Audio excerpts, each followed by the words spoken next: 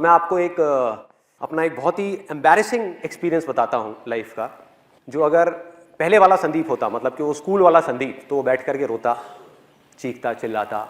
लेकिन ये जो कॉलेज वाला संदीप था, जो सीख गया था अपने ऊपर हंसना, उसने बड़ा एंजॉय किया। उसके लिए वो मज़ा था, मस्ती थी। आप में से कितने लोग बस में ट्रैवल करते हैं, भरी हुई बस में, जिन्होंने अच्छे से ट्रैवल किया है या पहले कभी किया है? ऑलमोस्ट सब ने।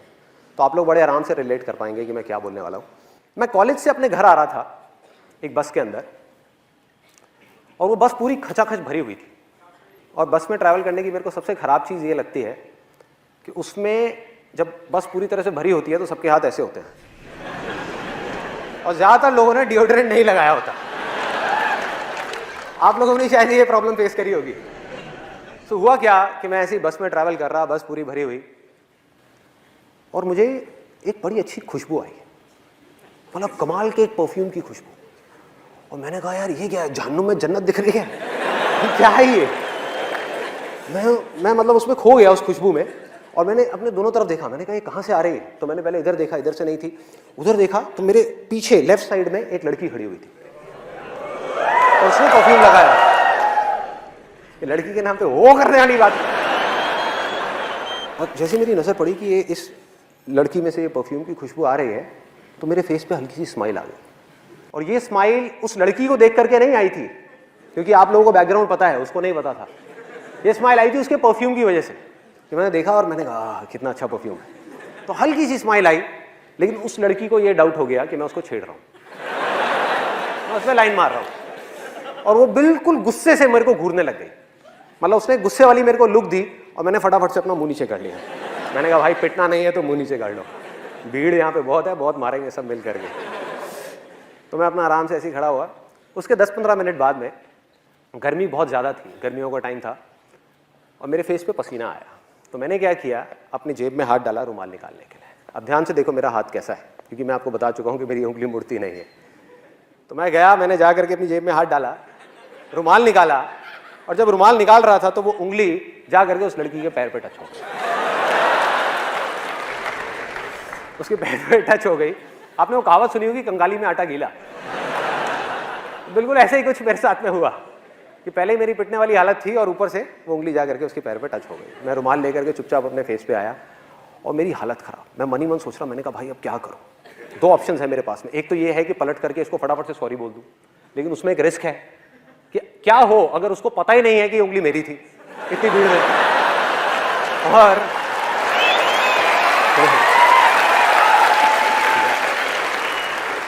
और मैंने बोला तो जबरदस्ती पिटने वाला सीन क्रिएट हो जाएगा।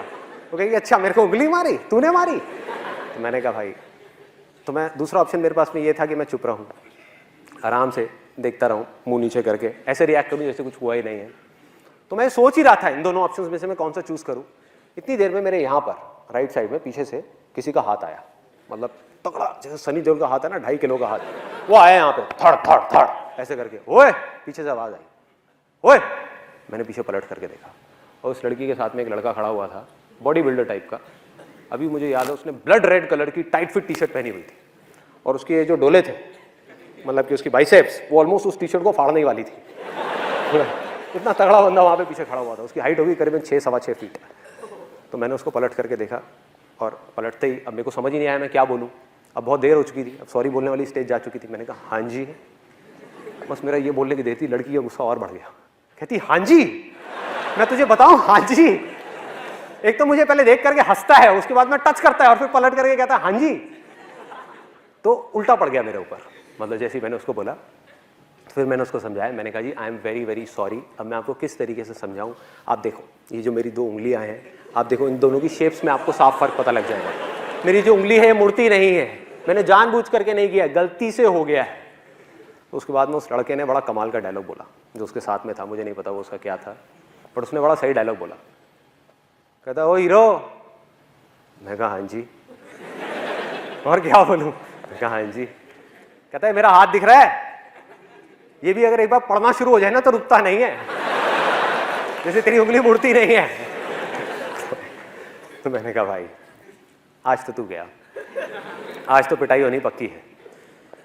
फिर उसके बाद में मैंने जितनी मैं कोशिश करता चला जा रहा था उतनी ही गड़बड़ होती चली आ रही थी। और ऐसे में गड़बड़ क्या होती है कि यहाँ तक तो ठीक था, मतलब ये जो लड़का था और ये लड़की थी, इसको तो मैं फिर भी किसी तरह से हैंडल कर लेता, लेकिन ऐसे में क्या होता है, जितनी भी भीड़ होती है वो सब लड़की की तरफ हो जाती है। उनको ये लगता है कि सारे लड़के ही बुरे हैं और कोई समझने को तैयार नहीं, मतलब किसी को पता ही नहीं कि हुआ क्या है। और वहां पर पीछे एक मूंछों वाले अंकल खड़े थे, वो बोलते कहते, ओए शर्म नहीं आती तेरे को, तू लड़की को छेड़ता है, भरी बस में लड़की को छेड़ रहा है। मैं पलटा, मैंने उनके हाथ जोड़े, मैं कहा अंकल जी आज तक मैंने अपनी गर्लफ्रेंड को नहीं छेड़ा, मैं इनकी गर्लफ्रेंड को क्या छेड़ा। मतलब मैं समझाने की कोशिश कर रहा हूं, मैंने कहा एक बार देखो तो सही, देखो तो सही। कहते गंदे गंदे इशारे करता है, चल साइड हो चल। मतलब कोई भी अपनी वाइफ की फ्रस्ट्रेशन, अपनी जॉब की फ्रस्ट्रेशन आकर के मेरे पे निकाल रहे, आकर के ले ले धक्के धक्के देते देते। तो कब मुझे धक्के पड़े और कब मैं बस के आगे तक पहुंचा, कब कंडक्टर ने बस रोकी और मैं बस से उतरा, मुझे पता ही नहीं लगा।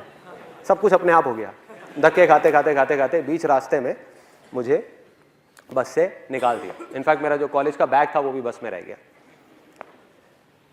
और मैं उतरा, और उतर करके अगर वो पहले वाला संदीप होता, वो स्कूल टाइम वाला, तो वो क्या करता, वो रोता, वो जा करके भगवान को बोलता, हे भगवान तूने मेरे साथ में क्या किया, मेरी तो कोई गलती भी नहीं थी, ऐसे पिट गया, ऐसे मेरे कपड़े फट गए, ऐसे ये सब हो गया, यही करता। और दूसरी चीज क्या करता, इस एक्सपीरियंस को, ये जो हुआ मेरे साथ में, इसको एक भयानक सपना समझ करके भूलने की कोशिश करता, ये भूल जाओ। और मजे की बात पता है क्या है, आप जितना भी किसी चीज को भूलने की कोशिश करते हो वो चीज उतनी ही याद आती है। हुआ आप लोगों के साथ ऐसा? जितनी कोशिश करता वो अंदर ही अंदर मेरे रह जाता, मतलब बाहर नहीं आ पाता कभी भी।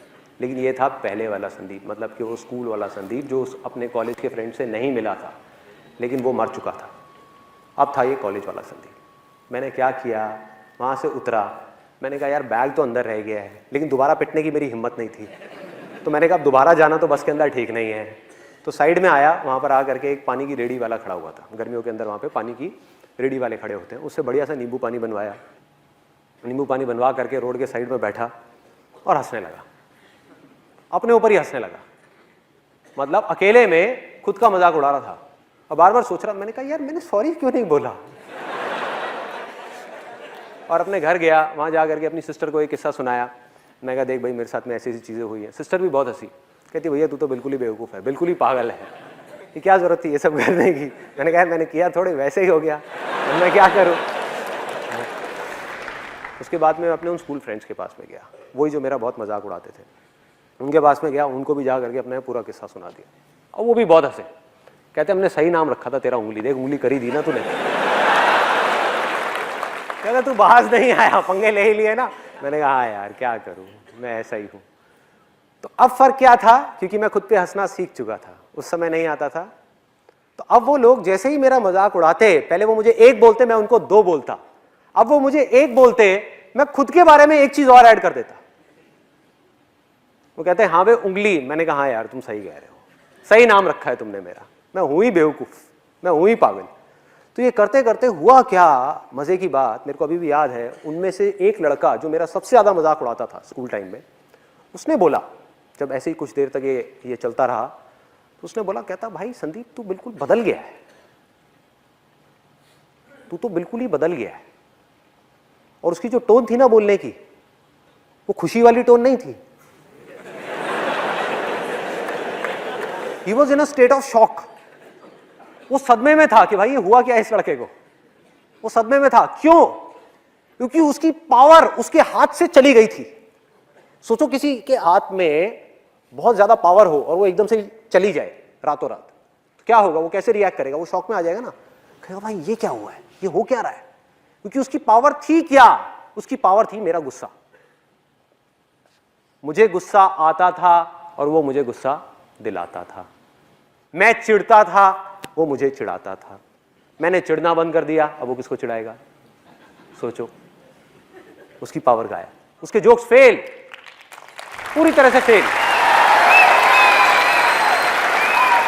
मतलब वो कुछ भी कोशिश करता हो फेल, किसी को हंसी नहीं आती। उसके बाद में जो मैं अपने बारे में बोलता हूं उसमें ज्यादा हंसी आती।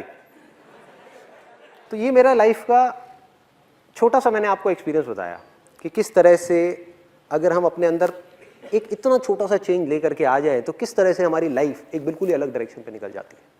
सोचो मेरे अंदर का गुस्सा मर गया, फ्रस्ट्रेशन गायब हो गई, दुख गायब हो गया, क्योंकि अब मुझे हंसने के लिए किसी और की जरूरत नहीं थी, टीवी देखने की जरूरत नहीं थी, खुद के ऊपर अकेले में बैठ करके हंस सकता था। कितना कुछ मिल गया छोटी सी चीज के थ्रू। और आपने भी शायद ये चीज नोट करी होगी कि जब मैं स्टेज पर होता हूं या वैसे भी रियल लाइफ में भी, कि किसी भी तरह का कोई भी जोक क्रैक करने में चाहे कितने भी लोग बैठे हो, चाहे 10 लोग बैठे हो, चाहे 10,000 लोग बैठे हो, मुझे 1% भी दिक्कत नहीं होती। हुआ क्या है कि आज मुझे अच्छे तरीके से समझ आ चुका है कि मैं चाहे कैसा भी जोक क्रैक करूं यहां पर, कैसा भी, अच्छा हो या बुरा हो, एक चीज गारंटीड है, आप लोगों ने हंसना ही हंसना है।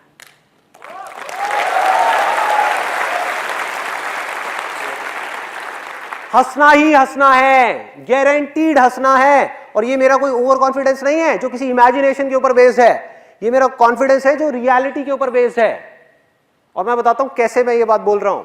मैंने कोई जोक क्रैक किया या कुछ बोला यहां पर आकर के, अगर आपको जोक समझ आ गया तो आप क्या करोगे?